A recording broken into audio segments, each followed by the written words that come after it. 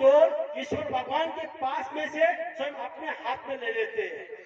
और जब बाबा जय गुरुदेव जी महाराज ने हम सभी को नाम का दान दिया, उसी दिन हमारी जीवात्मा की डोर उनके हाथ में ले ली। और हम आप लोग कहेंगे कि जीवात्मा की डोर तो उनके हाथ में ले ली, वो बाकी मन की, बुद्धि की, चित्त की, इनकी डोर क्यों उन्होंने हाथ में ले ली? अगर उन्होंने वो डोर अगर हाथ में ले लेते, उसी दिन आपको शरीर छोड़ना पड़ता। इसी के कारण उन्होंने वो डोर अपने हाथ में ले लिया नहीं। फिर उन्होंने कहा कि आप संत महात्मा के वचन को सुनना, और उन्होंने वचन में जो जो बताया उसी तरीके से मन जब भागता है उसको खींचना। इंद्रियों के घाट पर मन रस ले रहा है और जीवात्मा का प्रकाश को खर्च कर रहा है, उसी जीवात्मा का पर खर्च होने वाला प्रकाश को क्या करना है? सिमटना है। वही इंद्रियों के मन पे घाट पे बैठने वाला मन को जीवात्मा के घाट पे बिठाना है। जिस दिन आप जीवात्मा के घाट पे उस मन को बिठाओगे, उसी दिन हमारे शरीर के अंदर में अमृत का एक एक बूंद हमारे अंदर में आएगा। वो बूंद कौन सा है? हमारे शरीर के ऊपर में, जीवात्मा के पास में, उसके ऊपर में एक अमृत का कासा है। वो कहाँ है? त्रिकुटी ऊपर भ्रुकुटी फासा, भ्रुकुटी ऊपर अमृत का सा, पिए कोई संत जरा सा, वहां से अमृत का बूंद टपक रहा है। यहाँ पर माता पिता भाई बहन बैठे होंगे, किसी किसी की अगर थोड़ी सी भी मन चित बुद्धि एक दौड़ में लगकर जीवात्मा के घाट पे अगर बैठ जाती है, उस समय में हमने शक्कर या मीठा कोई खाया नहीं होता, फिर भी हम साधना से जब उठते हैं तो हमारे होठों पे मिठास आती है। तो समझ जाना कि इसी तरह से वो मिठास आता है, वो होता है अमृत। वो अगर हमारे अमृत की पौड़ी, अमृत की चोटी से अगर ज्यादा अमृत टपकने लग जाएगा तो हमारी जीवात्मा को बल मिलने लग जाएगा। और जिस दिन आपकी जीवात्मा को बल मिलने लग जाएगा, जिस स्थान तक आप पहुंच जाओगे, उनका स्वरूप आपको मिल जाएगा, उनकी पास की शक्ति, सभी शक्तियां आपके अंदर में आ जाएगी। और ये होता है साधना। और सुमिरन के समय में जब हमारा कभी दूसरी माला चौथी माला हो जाती है, चौथी माला दूसरी माला हो जाती है, कभी हाथ से गिर जाती है, एक कर्मों का आदान प्रदान होता है। जो हमने हमारे अंदर में जो हमने खराब कर्म किए है, उसका वहां पे नष्टता होती है। कैसे? जैसे प्रकाश आता है और प्रकाश सूरज निकलता है और दोपहर होता है, शाम होता है, अगर बादल आ गए तो प्रकाश आना बंद हो जाता है। उसी तरह उस समय में हमको समझ जाना चाहिए। बाबा जय गुरुदेव जी महाराज ने कहा कि बच्चा, आप मन को रोक कर घाट पे बैठाओ, और जब बैठोगे तो बंदगी करो, और सत्य महात्मा के आगे तो आंसू वो कोई धार बहा दो, तो आंसू के पुण्य बहा दो। क्योंकि सच्चा महात्मा दो चीज को बर्दाश्त नहीं करते। एक, सच्चा भगत के आंखों में से जो आंसू निकलता है, ऐसे सच्चा महात्मा बर्दाश्त नहीं करते। और दूसरी बात क्या होती है?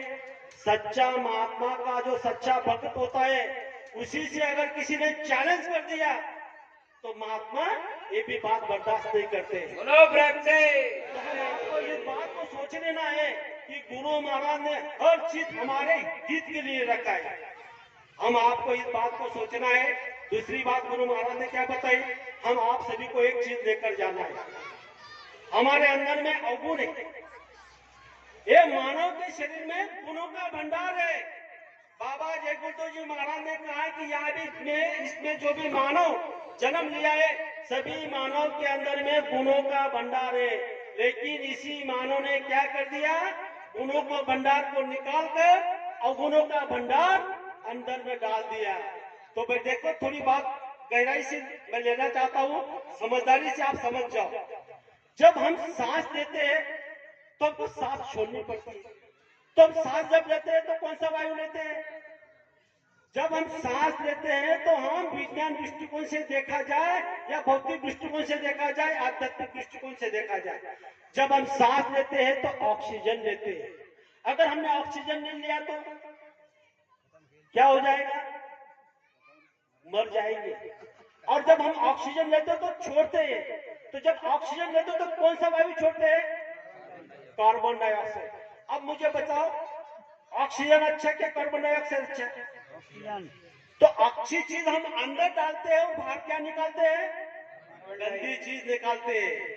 हम अच्छा पानी जब हमारे पेट में डालते हैं तो अच्छा पानी कहाँ निकलता है? गंदा बनकर निकलता है। हम अच्छा अन्न जब खाते हैं, वही अन्न गंदा बनकर निकलता है। यही बात बाबा जय गुरुदेव जी महाराज ने कहा कि हमारे अंदर में बड़े बड़े अवगुण है। वो अवगुण कौन कौन से? काम है, क्रोध है, लोभ है, अहंकार है, ईर्ष्या है, द्वेष है, मच्छर है, बुराई है, चोरी है, कपट है, पता नहीं ऐसे जितने जितने अवगुण हमारे शरीर में बैठे हुए हैं उसको कैसे निकालोगे?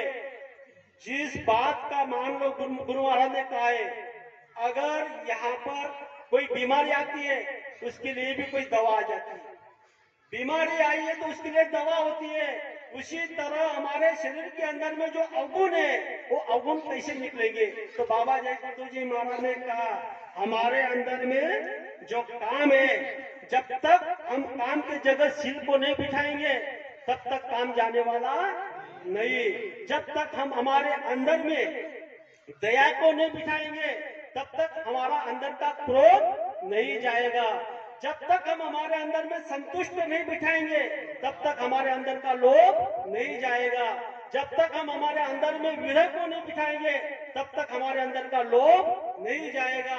और जब तक हम हमारे अंदर में विवेक नहीं बिठाएंगे तब तक हमारे अंदर का अहंकार नहीं जाएगा। इसी तरह गुरु महाराज ने कहा कि असत्य को निकालो, सत्य को बिठाओ, बुराई को निकालो, अच्छाई को बिठाओ, विचार को निकालो, सदाचार को बिठाओ।